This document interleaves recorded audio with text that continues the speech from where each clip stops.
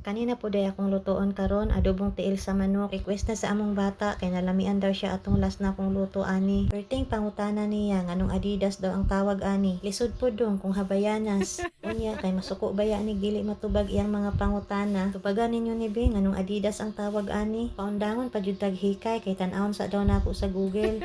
Humana day nako naglimpyo gikuhaan pod og kuko. Pabukalan sa na nato kadali para lang matanggal ang kamagulangang kagid. Limpyuhan jud na natog maayo kay alam nyo na tiil baya ni wala ta kabalo kung asa ni nagtamak-tamak.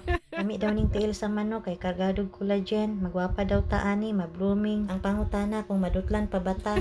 Dire gigisa na day nato atong mga lamas. Pagkahuman ilunod na nato atong tiil sa manok tas timplahan para mo lami. Lamian among bata ani ganahan siya magkitkit. Ilaga man siguro ni among bata sa una.